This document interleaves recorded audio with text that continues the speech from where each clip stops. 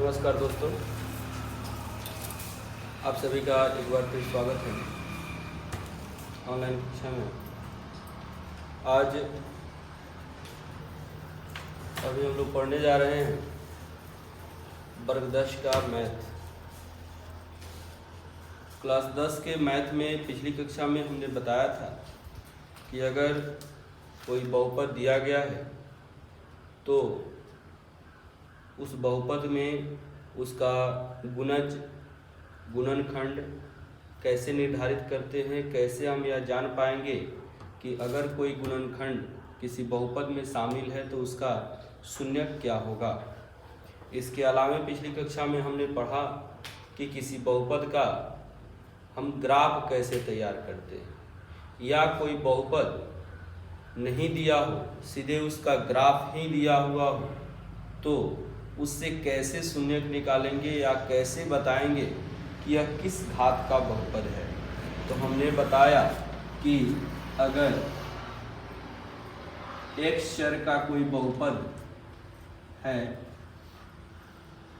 अगर कोई ग्राफ दिया हुआ है ऐसे, यहाँ देखिए कि यह x अक्ष पर इस बहुपद का ग्राफ दो बिंदुओं पर क्रॉस कर रहा है, दो बिंदुओं पर मिल रहा है।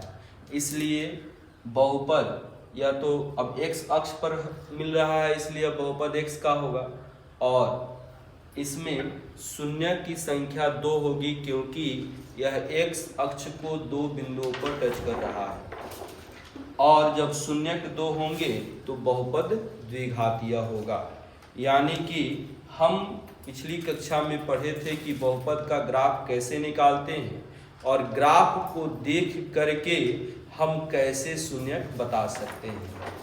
जैसे कि हमने यह भी दिखाया था कि एक कांस्टेंट टर्म के लिए अगर हम x चर के अकॉर्डिंग बहुपद निकालें और उसका ग्राफ ऐसे दिया हो, तो यहाँ पर x चर के बहुपद के लिए यहाँ पे शून्य की संख्या 0 होगी, शून्य होगी, क्योंकि इसका जो यह ग्राफ है x अक्ष पर एक भी बिंदु पर टच नहीं कर रहा है या इंटरसेक्ट नहीं कर रहा है। मतलब न तो वो उसको स्पर्श कर रहा है और न ही उसको क्रॉस कर रहा है, प्रतिच्छेद कर रहा है। लेकिन अगर y चर के बहुपद के लिए शून्यक पूछा जाए तो शून्यक की संख्या 1 होगी और y चर के लिए वह बहुपद रैखिक होगा, क्योंकि y अक्ष पर यह एक बिंदु पर क्रॉस कर रहा है, एक बिंदु को प्रतिच्छेद कर रहा है। इस तरह से पिछली कक्षा के माध्यम से हमने जाना कि कैसे हम ग्राफ के द्वारा शून्यक का निर्धारण कर सकते हैं, या ग्राफ को देख करके हम कैसे बता सकते हैं कि कोई बहुपद रैखिक है, एक घातीय है, द्विघातीय है, त्रिघातीय है या एनीथिंग एल्स जो भी है। तो हम कैसे ग्राफ के द्वारा निर्धारित करेंगे। और हम लोग यह जान चुके हैं दिए गए बहुपद के लिए उसका शून्यक कैसे निर्धारित करते हैं। यानी कि बहुपद से शून्यक को हमने निकाला है। हमने यह भी जाना है उसके माध्यम से शून्यक निकालने के क्रम में कि शून्यक का निर्धारण कैसे करते हैं, यानी कि किसी बहुपद में कैसे हम बताएंगे कि इसके कितने शून्यक प्राप्त होंगे। तो किसी भी बहुपद का जो अधिकतम घात होता है उस अधिकतम घात के मान के बराबर उसका शून्यक प्राप्त होता है। तो हम यहाँ पर यह जानेंगे कि कैसे हम इसको निर्धारित करें। यानी कि बहुपद से हमने शून्यक निकाला है, अब हम क्या करेंगे, कैसे हम शून्यक अगर दिया होगा तो उसके बहुपद हम निकालेंगे। यानी कि अब शून्यक से कैसे बहुपद आपको प्राप्त होगा, उस बहुपद को का निर्धारण हम कैसे करेंगे, अब यह हम लोग को सीखना है। यानी कि हम लोग जो अगला टॉपिक पढ़ने जा रहे हैं मैथ में, इसका थीम यही है कि शून्यक से बहुपद का निर्माण किस प्रकार होगा। अब इसके लिए हम एक कॉन्सेप्ट पढ़ने जा रहे हैं। क्या? तो सबसे पहले इसके लिए रैखिक बहुपद के लिए हम कैसे निकालेंगे, तो उसके लिए तो बहुत आसान है, उसमें कोई दिक्कत नहीं है आपको निकालने के लिए। जैसे मान लेते हैं कि किसी बहुपद px के लिए इसका एक शून्यक x बराबर 2/3 है, तो सिर्फ एक शून्यक है तो यह रैखिक बहुपद होगा। बहुत ईजी है, यानी कि हम शून्यक से बहुपद की ओर अब जा रहे हैं। तो एक शून्यक है तो इतना तो आपको पता चल गया कि यह क्या होगा, इसमें इसका जो बहुपद होगा वह रैखिक होगा, एक घातीय होगा। के लिए x बराबर इतना, तो बहुपद px क्या होगा, आपका यह क्वेश्चन है। यह सिंपल है, चूंकि रैखिक बहुपद से ही सब मिलता है इसलिए इसमें कोई दिक्कत नहीं होगा। यहां देखिए x बराबर 2/3। अब देखिए यहाँ पे जो समीकरण का काम करते हैं ठीक वैसे ही काम करेंगे। भाग में है 3, इधर आएगा तो गुना में हो जाएगा, तो यह 3x हो गया बराबर 2, प्लस 2 इधर आएगा तो माइनस होगा, तो 3x - 2 बराबर 0। अब देखिए यहाँ पर 3x - 2 बराबर 0 हो गया, यानी कि 2/3 का मान जब यहां पर रखेंगे तो यह 0 के बराबर आ जाएगा इस बहुपद में। तो आप यह जानिए कि जब किसी बहुपद में बराबर दिखाई नहीं देता है तब तक वह बहुपद होता है, और जब उसके साथ बराबर दिखाई देता है तो वह समीकरण हो जाता है। जैसे इतना बराबर 0 दिया हुआ है तो यह अभी इसको हम बहुपद नहीं कहेंगे, इसको कहेंगे एक चर वाला रैखिक समीकरण। अभी यह क्या है, अभी है एक चर का रैखिक समीकरण, एक चर का रैखिक समीकरण। लेकिन यही रैखिक बहुपद के रूप में लिखना हो तो बहुपद px बराबर हम लिखेंगे 3x - 2। अब यह आपका रैखिक बहुपद हो गया, यानी कि एक घात वाला बहुपद हो गया। तो अभी हमने सीख लिया कि कैसे शून्यक दिया होगा तो रैखिक बहुपद का निर्धारण करेंगे, यानी कि एक शून्यक अगर किसी बहुपद में दिया है तो श्योर है कि वह रैखिक बहुपद होगा, और उसका निर्धारण ऐसे हम करेंगे। अगर मान लेते हैं एक और हम देखें, अगर px के लिए कोई शून्यक x बराबर 2 है तो px क्या होगा, तो ये तो अब इसमें भिन्न नहीं है, यह एक लाइन में क्वेश्चन बन जाएगा। x बराबर 2 हो गया तो x - 2 बराबर 0, यानी कि बहुपद px बराबर क्या होगा, x - 2। यह आपका बहुपद हो गया, रैखिक बहुपद। यानी कि अभी हम लोग यह सीखे कि अगर, और यही चीज हमने पिछले क्लास में बताया था कि यही इसका गुणनखंड भी होता है, यानी कि इससे हम भाग देंगे तो यह 0 के बराबर आ जाएगा शेषफल, इसलिए यह इसका गुणनखंड भी कहलाएगा। यह तो रैखिक बहुपद है ही, साथ साथ इस बहुपद का यह गुणनखंड भी होगा, इससे भाग देने पर इसका मान 0 आएगा। अब यह हम लोग जान लिए कि एक शून्यक दिया होगा तो उसे एक चर में एक घात वाला यानी कि रैखिक बहुपद का निर्धारण कैसे करेंगे। इसी तरह से अगर आपको 2 शून्यक दिए जाएं तो उससे क्या बनेगा, द्विघात बहुपद बनेगा। तो अब उसका निर्धारण करेंगे कैसे।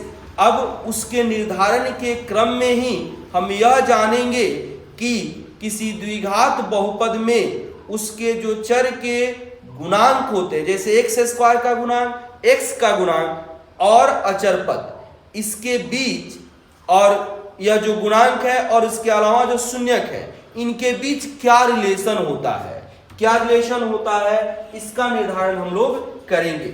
तो अब हम लोग द्विघात बहुपद के शून्यकों और गुणांकों के बीच संबंध स्थापित करेंगे और उसी संबंध के क्रम में हम शून्यक की सहायता से द्विघात बहुपद को निकालना भी जान जाएंगे।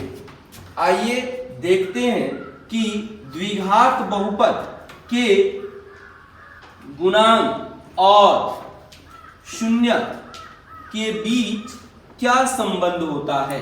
इतना तो आप सभी को पता है कि द्विघात बहुपद में शून्यकों की संख्या 2 होती है।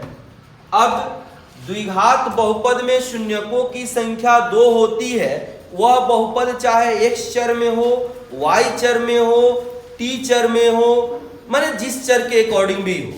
तो अब वहां पे शून्यक क्या होता है, तो उसी चर का मान होता है, जिसको रखने पर उस बहुपद का वैल्यू 0 आता है।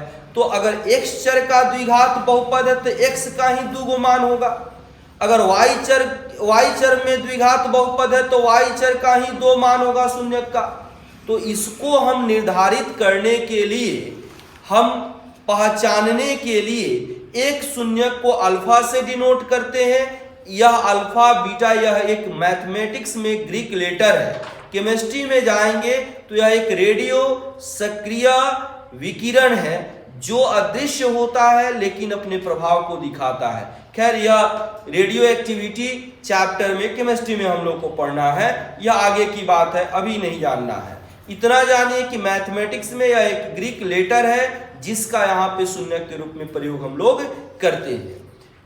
तो अब हम लोग शून्यक के द्वारा द्विघात बहुपद यानी कि गुणांक और शून्य के बीच संबंध स्थापित करेंगे। अब अगला आपका टॉपिक हम लोग पढ़ने जा रहे हैं द्विघात बहुपद के शून्यकों एवं गुणांकों के बीच संबंध।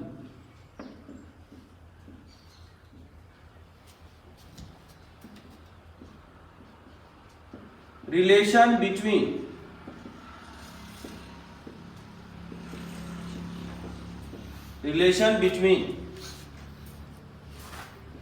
कोफिशिएंट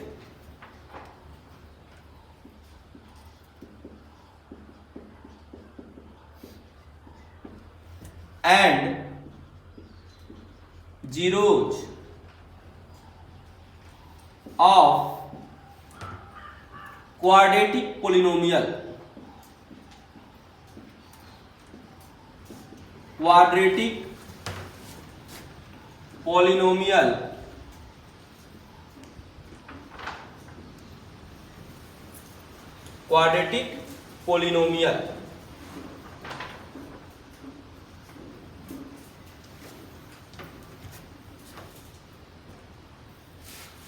अब देखिए यहां पे सबसे पहले हम लोग को द्विघात बहुपद के गुणांक और शून्य के बीच संबंध स्थापित करना है।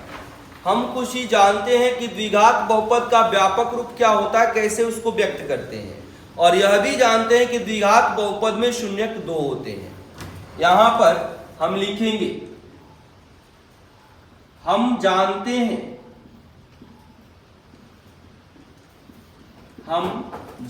हैं द्विघात बहुपद px बराबर ax² plus bx plus c, जहां a नॉट इक्वल टू 0 तथा a b c वास्तविक संख्या है।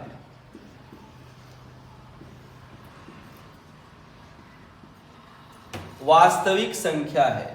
अब देखेंगे कि द्विघात बहुपद है, इसको हम मान लेते हैं समीकरण 1। इसको मान लिए समीकरण 1। अब जब द्विघात बहुपद है तो इसमें शून्य कितने होंगे? 2 होंगे। दोनों शून्य को अभी हमने बताया कि वह शून्य जो होता है वह x का मान होता है, यानी कि चर का मान होता है। तो उसको हम समझने के लिए, अलग अलग समझने के लिए ग्रीक लेटर अल्फा और बीटा के द्वारा उसको डिनोट करते हैं।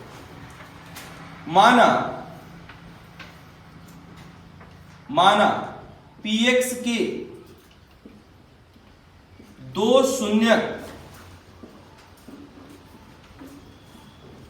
शून्यक को मूल भी कहते हैं, मूल को रूट भी कहते हैं। अब रूट, यह रूट नहीं समझेंगे इसको, यह रूट यानी कि मूल, रूट का मतलब पेड़ का, पौधा का जड़ भी होता है ना। रूट आपके जब बायोलॉजी में पढ़िएगा तो वहां पे दांत जहां ज्वाइंट रहता है उस भाग को भी हम रूट ही कहते हैं। तो रूट मूल यानी कि बेसिक, है ना, बेसिक वैल्यू होता है जिसको वहां पे रखा जाता है। शून्यक, मूल क्रमशः अल्फा एवं बीटा है। अल्फा और बीटा यह एक ग्रीक लेटर है, इसको महज पहचान के लिए हम प्रयोग में लाते हैं, जो x का ही मान होता है x के जगह पर ही रखते हैं। क्रमशः अल्फा एवं बीटा है। अब यह शून्यक है अल्फा और बीटा, यानी कि यह मान तो x का ही है, तो जब शून्यक है इसको लिखेंगे, इसलिए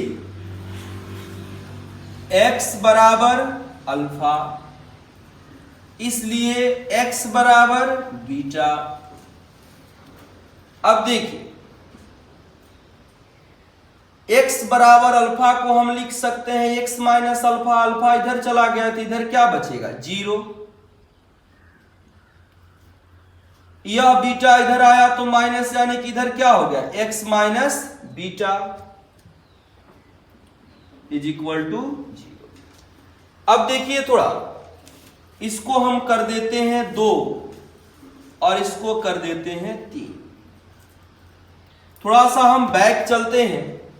जैसे हम लोग पढ़े हुए हैं कि किसी भी द्विघात बहुपद का जब हम शून्यक निकाल रहे होते हैं, यानी कि ax² plus bx plus c बराबर 0, जब इसको हम करते हैं, तोड़ते हैं, तो यहां पे 2 पार्ट में या 0 के बराबर आता है और दोनों में रैखिक बहुपद आता है। यह हम लोग पढ़े हुए हैं शून्यक निकालने के क्रम में। तो एक बार इस बहुपद को 0 के बराबर करते हैं, यहां पर जो भी हो, जैसे मान लेते हैं कि x प्लस ए और यहां पे x माइनस बी, तो क्या होता था, x प्लस ए बराबर 0, और फिर क्या होता था, x माइनस बी बराबर 0। यानी कि दो प्रोडक्ट को जो 0 के बराबर है, इसको अलग अलग हम लिख सकते हैं। तो उसी तरह जब मिलाएंगे तो दोनों का प्रोडक्ट उस 0 के बराबर होगा। और यह कंसेप्ट भी होता है कि यहां x into y into z into anything, इसमें जितना भी टर्म गुना करके 0 के बराबर कर दे तो प्रत्येक एक टर्म जो है वह 0 के बराबर होता है। क्यों? क्योंकि यह सब गुना में है, तो एक को छोड़ करके बाकी को जब दूसरे तरफ करेंगे तो 0 में जाकर के भाग हो जाएगा, भाग हो जाएगा तो उतना बराबर 0 हो जाएगा। तो x बराबर 0 हो जाएगा, फिर y को छोड़ के बाकी को ले जाएंगे तो वह भी 0 में भाग देगा, तो वह भी 0 के बराबर हो जाएगा। तो यह कंसेप्ट ही है कि एक से अधिक अगर पद गुना में है और वह सारे गुना के पद 0 के बराबर है, तो प्रत्येक एक पद जो प्रोडक्ट में शामिल है वह सब 0 के बराबर होता है। तो उसी कंसेप्ट पे अब क्या हो जाएगा, 2 और 3 से, 2 तथा 3 से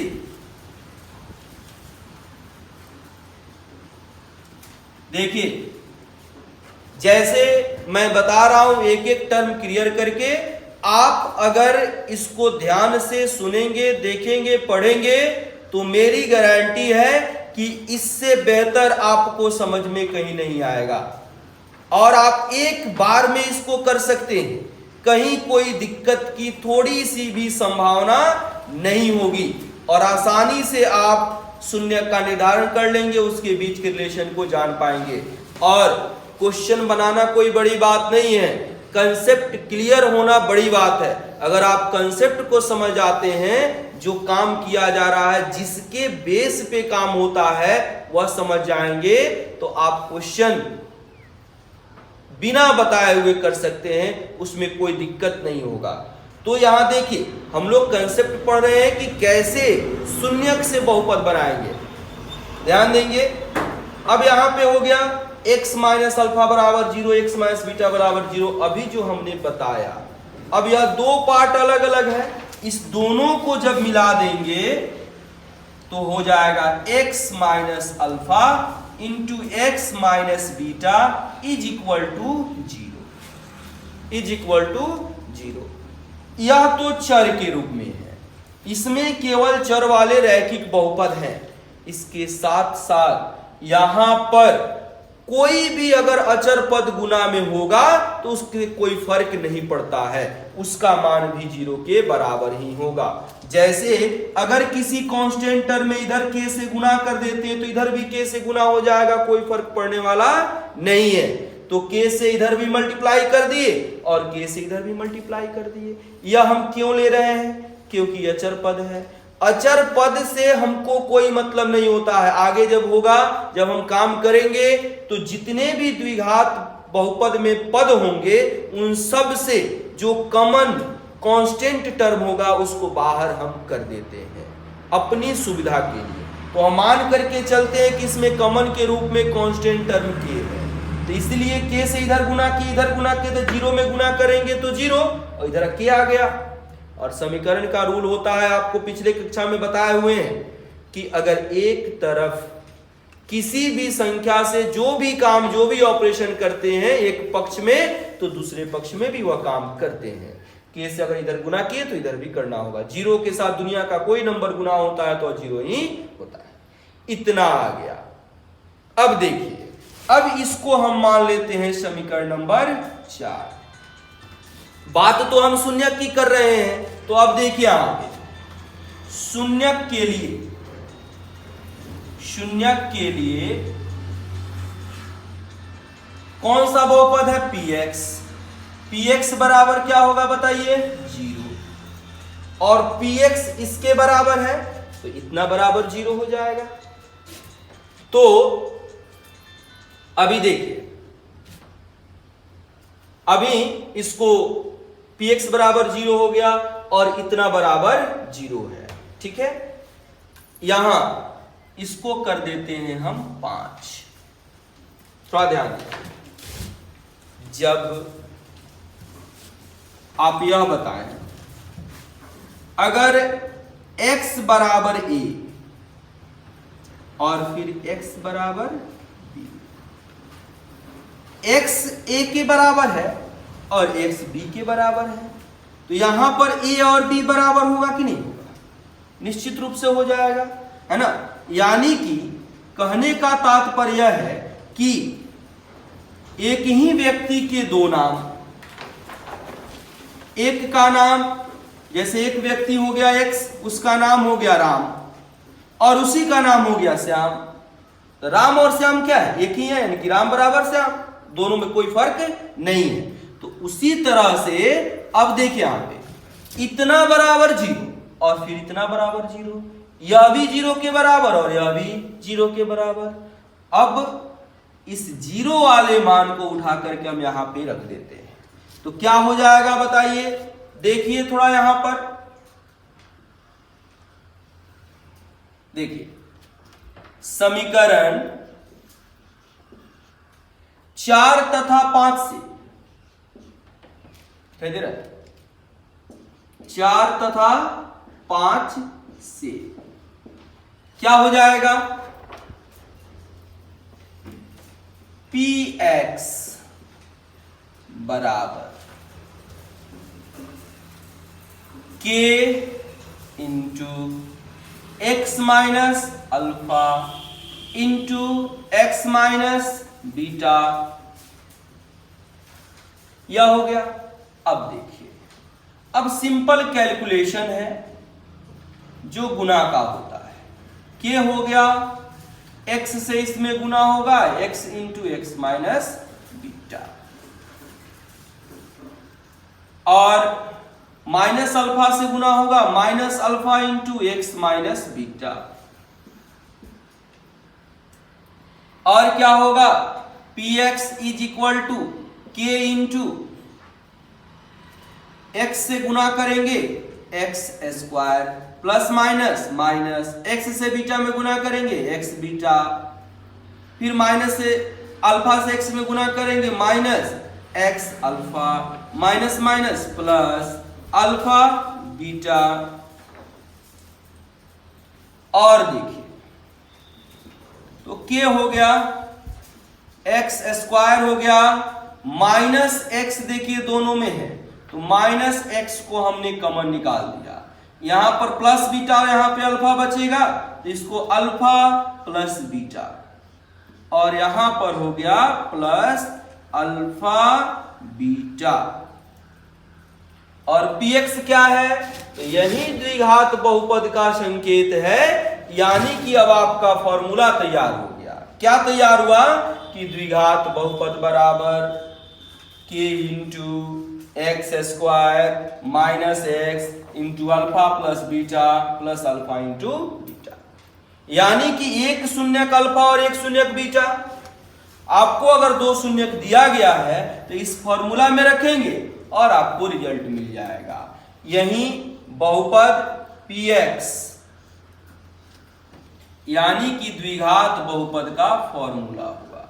अब यहां पर देखिए कि जो कांस्टेंट है, अचर मान है, या कुछ भी हो सकता है, आपको बताए हैं, तो यहां से जो कॉमन निकलेगा उससे के गायब हो जाएगा, यानी कि वो अचर मान इसमें नहीं आएगा। जैसे यहां पे था नहीं, हम इसको लाए थे, वैसे ही यहां पर भी जब हम द्विघात बहुपद निकालेंगे तो जो भी अचर होगा उसको कॉमन ले लेंगे और उसको हटा देंगे। लेकिन क्या करते हैं कुछ शिक्षक, इसके को कोई तवज्जो नहीं देते हैं, जबकि बहुत ही महत्वपूर्ण है। इसको समझने के लिए, जानने के लिए इसको लिखना आवश्यक है, क्योंकि यही के है जो बाकी जब हम द्विघात बहुपद बना रहे होते हैं, जो कॉमन निकलता है उस टर्म के साथ मिलकर के उसको कैंसिल कर देता है।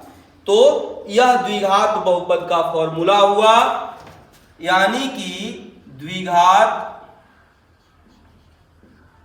बहुपद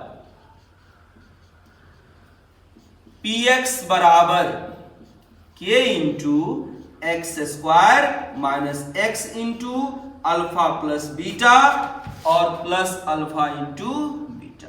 अब देखिए दो शून्यक था अल्फा और बीटा, तो अल्फा प्लस बीटा है यानी कि शून्यकों का योगफल कहलाएगा, और अल्फा इंटू बीटा है तो शून्यकों का गुणनफल कहलाएगा, या शून्यकों का योगफल है गुणनफल कहिए, या मूलों का योगफल और गुणनफल कहिए।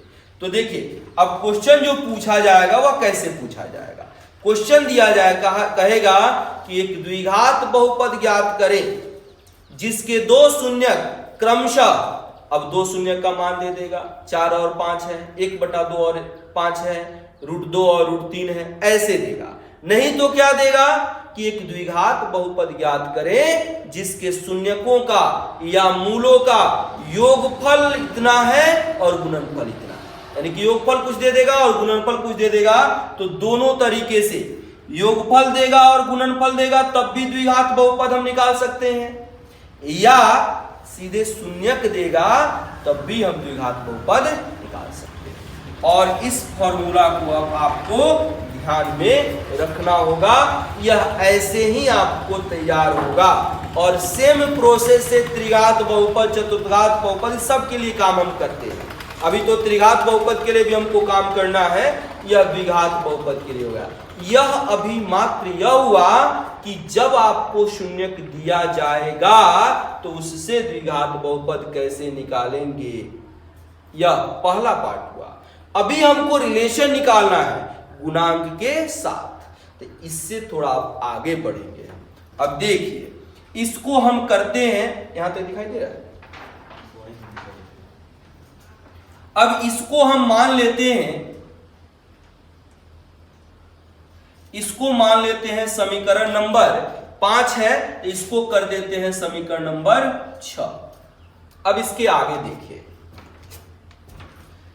अब यहां से गुणांक के लिए हम संबंध स्थापित करेंगे, ध्यान देंगे थोड़ा।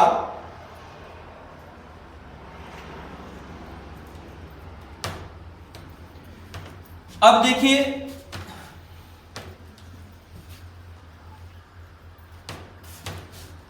चलिए इसको पूरा ही करते हैं, इसके आगे हम इसको बढ़ाते हैं। ध्यान रखेंगे, चूंकि px बराबर अभी हमने निकाला k into X square minus X into alpha plus beta plus alpha into beta. Alpha plus beta हो गया मूलों का योग या शून्यकों का योग, अल्फा इंटू बीटा हो गया शून्यकों का गुणनफल या मूलों का गुणनफल। अल्फा और बीटा जानते हैं कि दो शून्यकों का जो द्विघात बहुपद के लिए है। इसको हमने मान लिया समीकरण नंबर 6। और देखिए शुरू में ही px बराबर ax square plus bx plus c इतना है। अब यहां से समीकरण 1 से px का मान इतना है, तो px का मान उठा करके यहां पे रख देंगे। तो रखिए px का मान समीकरण 1 से 6 में रखने पर, 6 में रखने पर, तो 1 से उठा करके 6 में रख देंगे तो क्या हो जाएगा बताइए? X square plus B X plus C बराबर K into X square minus X into alpha plus beta plus alpha into beta. अब देखिए, अब इसको हम हल करेंगे, सरल करेंगे। X square plus B X plus C बराबर के से गुना करेंगे, K X square minus K X into alpha plus beta plus K alpha beta. अब देखिए, यह भी द्विघात बहुपद ही है, यह भी द्विघात बहुपद ही है। तो दोनों तरफ आप तो बताए हैं कि समीकरण एक तराजू का पड़ रहा होता है, जो इधर मान है वहीं इधर मान भी होगा। एक्स स्क्वायर के साथ जो इधर है वहीं तो इधर भी होगा, यानी कि इधर का मान इधर के मान के इक्वल है। जब इक्वल कब होगा?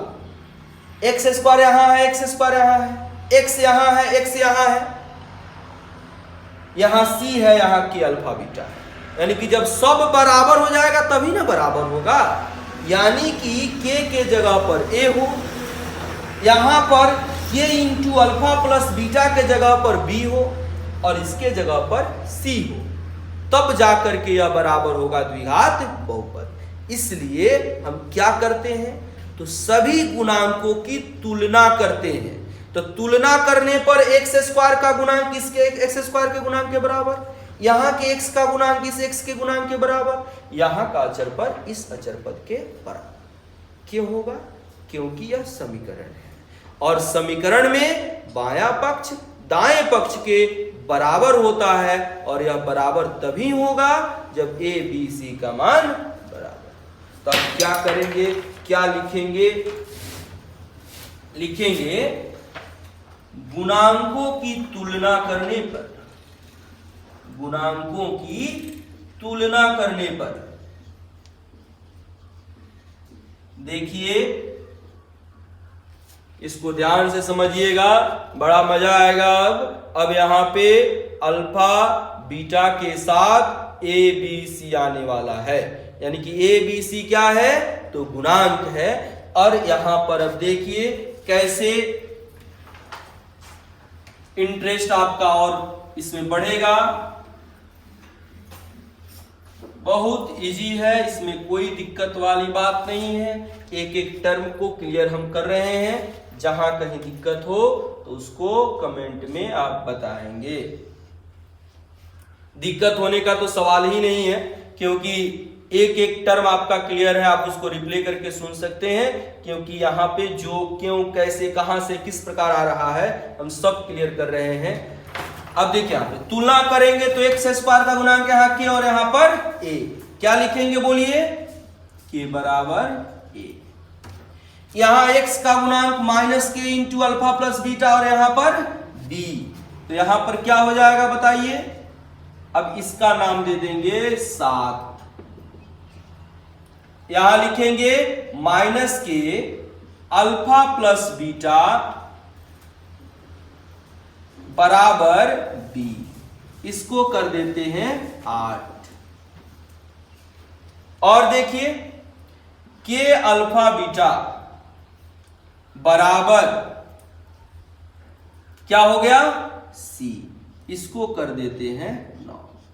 अब देखिए बहुत मजा आएगा यहां पे। अब alpha plus beta, alpha into beta तुरंत आ जाएगा। 7 और 8 यानी के का मान यहां ए है, ला करके यहां रख दीजिए, तो क्या हो जाएगा 7 तथा 8 से, 7 तथा 8 से क्या होगा 7 तथा 8 से यहां पर माइनस ए अल्फा प्लस बीटा बराबर बी। अब माइनस से गुना में इधर आएगा तो भाग में, अल्फा प्लस बीटा बराबर माइनस बी बाई ए। यह फॉर्मूला हो गया आपका। देखिए क्या हो गया, अल्फा क्या है द्विघात बहुपद का शून्यक है, बीटा क्या है द्विघात बहुपद का शून्यक है, प्लस क्या है योग को बताता है, यानी क्या हो गया मूलों का योग या शून्यकों का योग बराबर minus B by A. Minus B by A कहें तो क्या हो गया बताइए, आप लिख सकते हैं बराबर माइनस तो माइनस हो गया, बी क्या है एक्स का गुणांक, एक्स का गुणांक, और ए क्या है एक्स स्क्वायर का गुणांक, एक्स स्क्वायर का गुणांक। यहां देखिए अब यह हो गया, यानी कि मूलों का गुणनफल याद रखिएगा क्या होता है माइनस बी बाई, सॉरी मूलों का योगफल या शून्यकों का योगफल क्या होता है माइनस बी बाई ए। और आप लिख सकते हैं मूलों का योग या शून्यकों का योग, योग कहिए चाहे योगफल कहिए, अल्फा प्लस बीटा बराबर minus B by A, minus B by A. और देखिए अब इसके बाद गुणनफल के लिए भी आएगा, और इसके बाद देखिए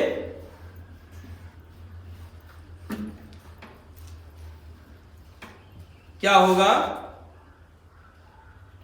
7 और 9 से, 7 तथा 9 से क्या हो जाएगा, के का मान रख देंगे यहां पर, यह हो जाएगा A alpha beta is equal to C. तो alpha beta is equal to क्या हो जाएगा सी बाई ए, यानी देखिए मूलों का गुणनफल बराबर हो गया सी बाई ए, यानी कि हम लिख सकते हैं अल्फा इंटू बीटा बराबर सी क्या है अचर पद, और ए क्या है तो एक्स स्क्वायर का गुणांक, और इसको आप अल्फा इंटू बीटा को क्या कहते हैं मूलों का गुणनफल या शून्यकों का गुणनफल, अल्फा इंटू बीटा बराबर सी बाई। देखिए अब यहां से 3 रिजल्ट निकला, क्या क्या, अगर शून्यक देगा द्विघात बहुपद का, दो शून्यक, 2 शून्यक देगा तो वह कौन सा बहुपद होगा द्विघात बहुपद। उसके लिए हमने फॉर्मूला क्या प्राप्त किया, तो द्विघात बहुपद बराबर K into X square minus X into alpha plus beta यानी कि मूलों का योग, और प्लस अल्फा बीटा यानी कि मूलों का गुणनफल। दूसरा कंसेप्ट हमने क्या प्राप्त किया कि अगर द्विघात बहुपद दिया हुआ है, गुणांक से आपको योगफल और गुणनफल निकालना है। तो मूलों का योगफल अल्फा प्लस बीटा बराबर माइनस बी बाई ए, और मूलों का गुणनफल अल्फा इंटू बीटा बराबर सी बाई ए। 3 कॉन्सेप्ट यहां से हम प्राप्त किए, इन 3 को ध्यान में रखना है। फिर से इसमें देखिए, इसको हम लिख दे रहे हैं जैसे हमने क्या क्या प्राप्त किया। यहां से द्विघात बहुपद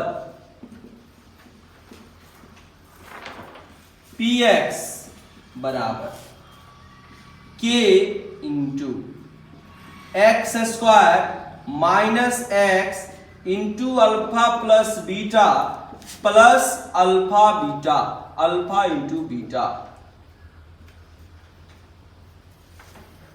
इसी को हम लिख सकते हैं px is equal to k X square minus X into मूलों का योगफल, चाहे मूलों का योग,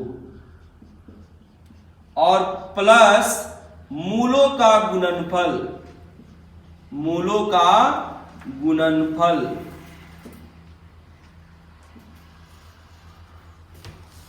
यह आपका हो गया एक फॉर्मूला कि अगर शून्य या मूल देता है तो उससे कैसे हम द्विघात बहुपद प्राप्त करेंगे। दूसरा क्या हुआ कि अगर द्विघात बहुपद दिया हुआ है, डायरेक्ट आपको मूलों का योग निकाल लेना है, मूलों का गुणनफल निकाल लेना है, तो क्या होगा बताइए। मूलों का योगफल, मूलों का योगफल या शून्यकों का योगफल alpha plus beta is equal to minus B by A. और तीसरा लास्ट कॉन्सेप्ट हम लोग यहां से प्राप्त किए, मूलों का गुणनफल अल्फा इंटू बीटा बराबर सी बाई ए। यह 3 रिजल्ट हम लोग प्राप्त किए हैं। अब इसके बेस पे कुछ हम उदाहरण बताते हैं, कुछ क्वेश्चन बताते हैं कि कैसे हम इसको करेंगे, और यहां से आप आसानी से उस क्वेश्चन को कर सकते हैं। यहां से क्वेश्चन जो बताए हैं वो पूछा जाता है। पहला टाइप क्वेश्चन आपको पूछा जाएगा क्या कि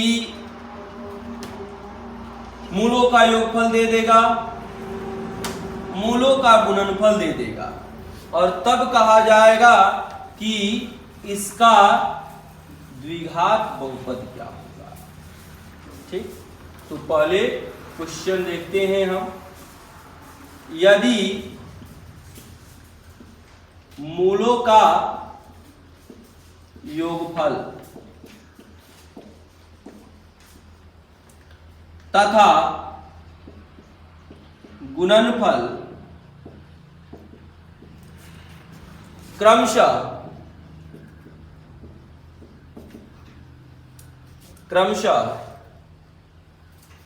-1/5 तथा 3 है, तो द्विघात बहुपद होगा। द्विघात बहुपद होगा। ध्यान दीजिए, ठीक है, बहुत आसान है यहां काम करना, इसमें कोई दिक्कत वाली बात ही नहीं है। फिर से एक बार आपको बता दूं कि हम लोग अभी जो कंसेप्ट पढ़े हैं इसमें हमने जाना है कि अगर शून्यक दिया जाए तो उसे द्विघात बहुपद कैसे निकालेंगे, और यदि कोई द्विघात बहुपद दिया गया हो उसके गुणांक a b c के साथ उन शून्यकों का संबंध क्या होता है, यानी कि मूलों का योग कैसे निकाल लेंगे, मूलों का गुणनफल कैसे निकालेंगे, यह हम लोग जाने। अब यहां देखिए, यहां पर मूलों का योगफल तथा गुणनफल, तो योगफल यह हो गया, गुणनफल यह हो गया। यहां ध्यान देंगे, द्विघात बहुपद हमको निकालना है। इसका सॉल्यूशन देखें, तो सबसे पहले हम मान लेते हैं कि द्विघात बहुपद दिया गया है, तो इसका दो शून्य क्रमशः अल्फा और बीटा होगा, और उनमें से अल्फा और बीटा का योग दिया हुआ है और अल्फा इंटू बीटा दिया हुआ है, यानी कि मूलों का योग दिया हुआ है और गुणनफल दिया हुआ है। द्विघात बहुपद पूछ रहा है, तो अभी हमने बताया है, उसका फॉर्मूला हम लोग अभी निकाले हैं क्या, तो द्विघात बहुपद बराबर k into X square minus X into alpha plus beta plus alpha into beta. और देखिए यहाँ पे यह नहीं कह रहा है कि किस चर में द्विघात बहुपद निकालना है, तो आप चाहे तो x चर में निकालिए, आप चाहे तो y चर में निकालिए, या किसी भी चर में निकालिए, कोई दिक्कत नहीं है। यहां देखिए हम मान लेते हैं, माना दो शून्य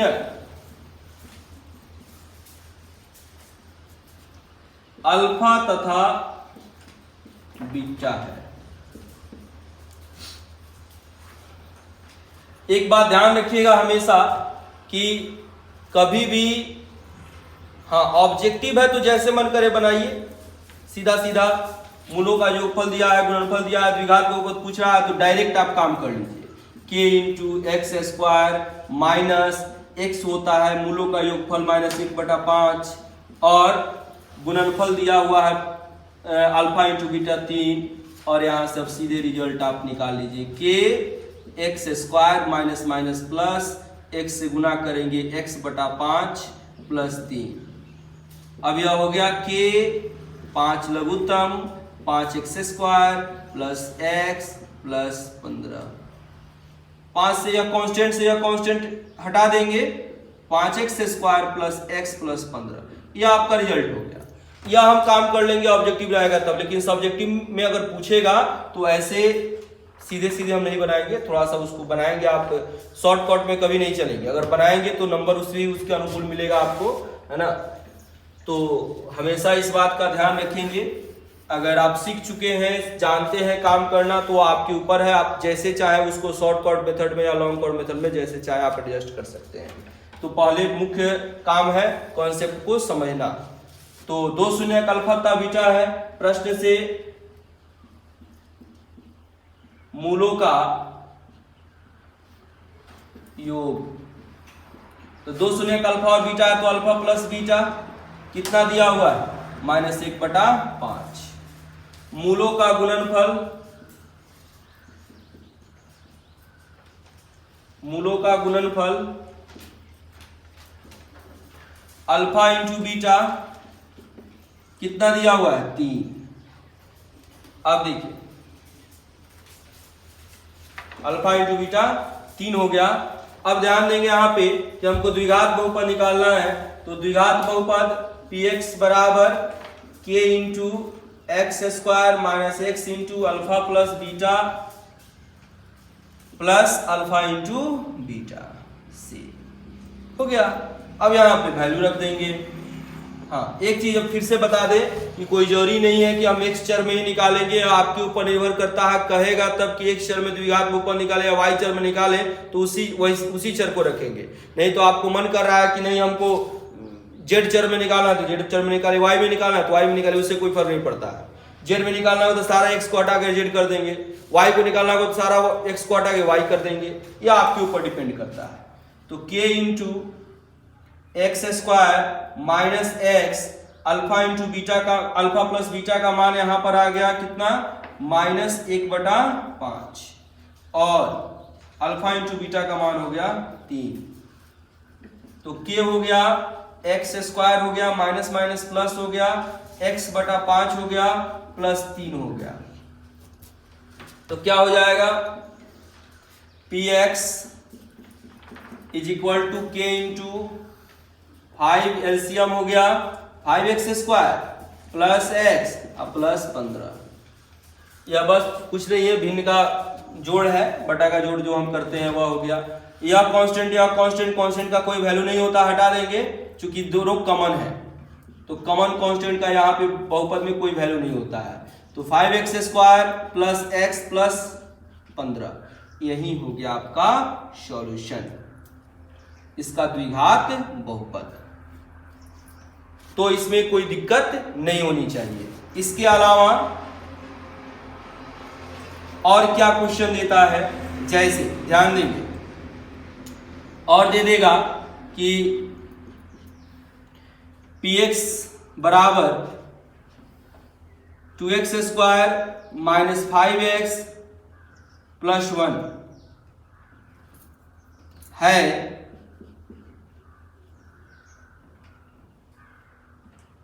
है तो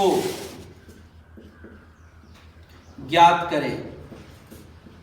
क्या ज्ञात करें? तो आपसे पूछा जा सकता है कि अल्फा प्लस बीटा ज्ञात करें, अल्फा इंटू बीटा ज्ञात करें,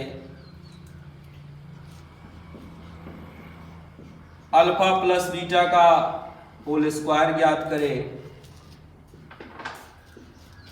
alpha square plus beta square ज्ञात करें, 1 by alpha plus 1 by beta ज्ञात करें, alpha by beta plus beta by alpha ज्ञात करें। यह सारे इतने तरह के क्वेश्चन और भी तरह के क्वेश्चन इससे संबंधित पूछे जा सकते हैं। तो इस क्वेश्चन को हम लोग करते हैं। सबसे पहले इसमें हम लोग निकालेंगे इसका कोफिशिएंट यानी कि गुणांक, क्योंकि इसका रिलेशन हम लोग पढ़ चुके हैं, उस रिलेशन से हम लोग काम कर सकते हैं, उस रिलेशन के द्वारा ही काम हम लोग करेंगे भी। तो देखेंगे कि कैसे इसमें काम करते हैं। तो दिया गया बहुपद px बराबर 2x² माइनस 5x प्लस 1,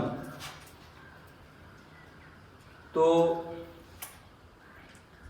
यहां गुणांक निकालिए। तो x² का गुणांक यानी कि a बराबर 2, b बराबर तो x का गुणांक -5 और c बराबर 1। पहला अल्फा प्लस बीटा निकालना है, तो यह हम जानते हैं कि -b/a होता है। तो माइनस तो इसका फॉर्मूला का हो गया। अब फिर b का वैल्यू कितना हो गया -5 और a का वैल्यू कितना हो गया 2, तो माइनस माइनस प्लस 5/2। देखिए अल्फा प्लस बीटा यानी कि मूलों का योग निकल गया। दूसरा अल्फा इंटू बीटा यानी कि मूलों का गुणनफल, हम जानते हैं इसका फॉर्मूला निकाले हुए c/a होता है। c का वैल्यू 1, a का वैल्यू 2, यह हो गया यानी कि 1/2। तीसरा क्वेश्चन देखिए, अल्फा प्लस बीटा का स्क्वायर, तो अल्फा प्लस बीटा निकाल लीजिए और उसका स्क्वायर करें। तो अल्फा प्लस बीटा निकाले हुए हैं 5/2, तो 5/2 का स्क्वायर यानी कि 50 25 और 2 दूना 4। चौथा नंबर क्वेश्चन है alpha square plus beta square. अब यहां पे थोड़ा सा सोचना होगा।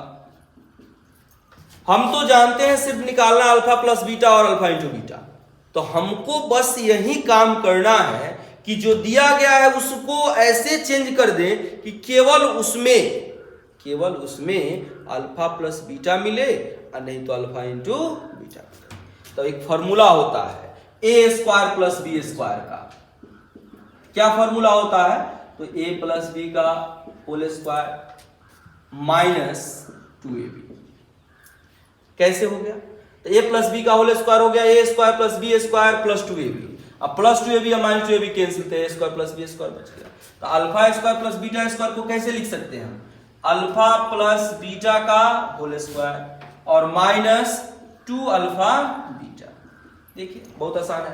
तो अल्फा प्लस बीटा का होल स्क्वायर निकाल चुके हैं, 25/4 माइनस 2 हो गया इंटू अल्फा इंटू बीटा निकाले हुए कितना 1/2, 2 से 2 कैंसिल हो गया। तो 25/4 घटाओ 1, लघुत्तम निकाल लीजिए, 4 लघुत्तम हो जाएगा तो 25 में 4 जाएगा 21/4। यह आपका सॉल्यूशन हो गया। अब देखिए पांचवा, इसका पांचवा देखिए। और एक बात ध्यान रखेंगे कि इससे संबंधित इस तरह का क्वेश्चन निश्चित रूप से आपके एग्जाम में एक तो पूछा ही जाता है, वह चाहे ऑब्जेक्टिव में पूछा जाए या सब्जेक्टिव में पूछा जाए, नो डाउट, लेकिन पूछा जरूर जाता है, इसलिए इस पर ज्यादा फोकस करेंगे। तो 5 नंबर आपको निकालना है 1 by alpha plus 1 by beta. तो अल्फा इंटू बीटा एलसीएम हो गया, अल्फा से भाग देंगे बीटा और बीटा से भाग देंगे अल्फा, ये हो गया मूलों का योग, हो गया मूलों का गुणनफल। तो मूलों का योग कितना आया है 5/2 भागा मूलों का गुणनफल कितना आया है 1/2, तो 5/2 और गुना 2/1 कैंसिल हो गया, 5 आंसर हो गया। इसके बाद निकालना है alpha by beta plus beta by alpha. अब देखिए इसका लघुत्तम निकालेंगे तो अल्फा बीटा, बीटा से बीटा कट गया, अल्फा बचेगा तो अल्फा स्क्वायर, फिर अल्फा से अल्फा कट गया, बीटा बचेगा तो बीटा स्क्वायर। तो alpha square plus beta square निकाले हुए हैं 21/4 अब भागा 1/2। अभी क्या हो जाएगा, तो 21/4 अब गुना 2/1, 2 दूना 4, यानी कि आंसर हो गया 21/2। तो इस तरह के क्वेश्चन इससे पूछे जाते हैं। इसके अलावे एक और तरह के क्वेश्चन पूछे जाते हैं। क्या पूछे जाते हैं, तो जैसे आपको पूछा जाएगा, दिया जाएगा कि कोई बहुपद दे दिया गया और कहा जाएगा कि इनके शून्यक ज्ञात करें और शून्यक और गुणांक के बीच की संबंध की सत्यता की जांच करें। सत्यता का मतलब क्या हो गया कि आपको रिलेशन निकाल करके बता देना है कि मूलों का योगफल माइनस b/a ही होता है, मूलों का गुणनफल c/a ही होता है, यानी कि शून्यक निकालना है, फिर उसको जोड़ करके माइनस b/a हमको दिखा देना है ना। तो उस क्वेश्चन को भी हम लोग एक छुप करके देखते हैं। इससे आपका एक एक्सरसाइज जो आपका द्विघात बहुपद में है, जिसमें आपको शून्यक निकालना है, शून्यक और गुणांक के बीच के संबंध की सत्यता की जांच करनी है, द्विघात बहुपद निकालना है, इससे संबंधित सारे क्वेश्चन कर सकते हैं। एक और हम लोग क्वेश्चन देखते हैं जिसमें शून्यक निकाल करके उसके शून्यक और गुणांक के बीच के संबंध की सत्यता को जांचना है। यानी एक क्वेश्चन हम लेते हैं, यह क्वेश्चन आपके एनसीईआरटी का ही होगा। देखिए तो क्वेश्चन कुछ इस तरह से होता है, शून्यक ज्ञात करें एवं शून्यक तथा गुणांक के बीच के संबंध के सत्यता की जांच करें।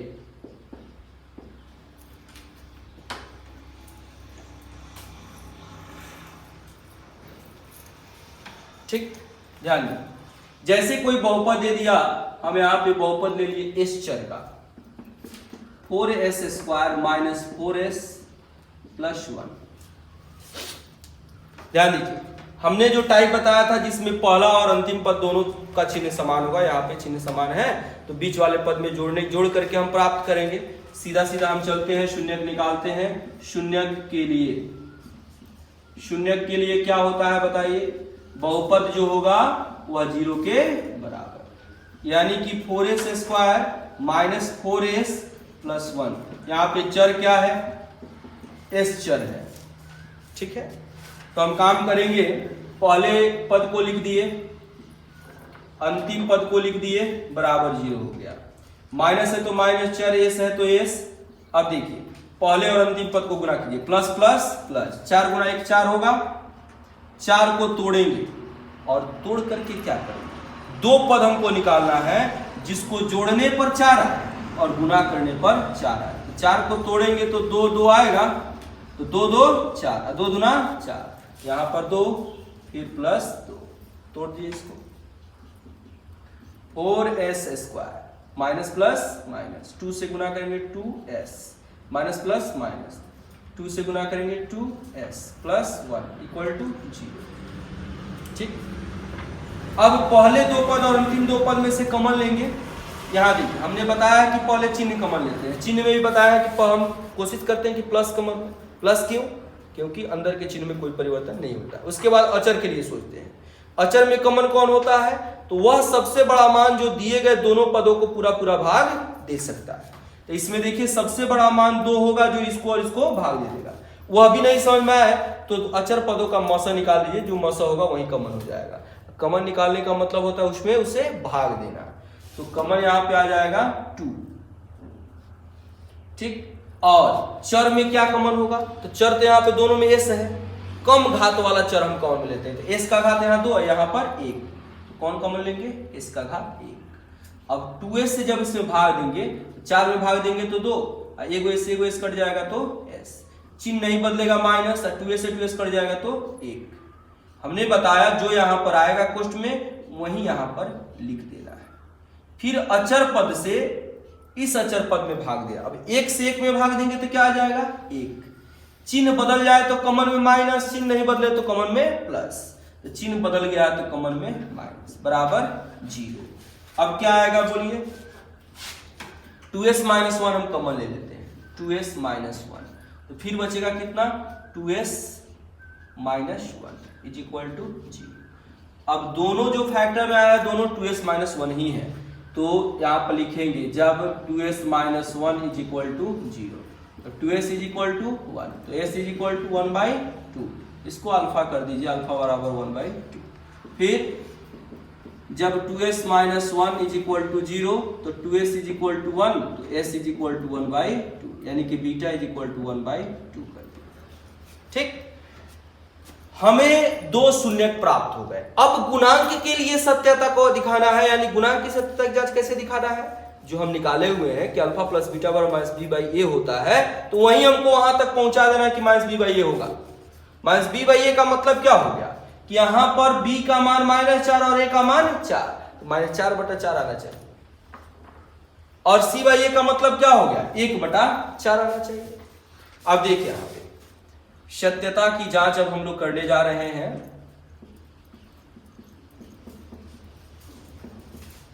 तो alpha plus beta is equal to, alpha का मान 1/2, बीटा का मान 1/2, आधा आधा जोड़ेंगे तो 1 आएगा।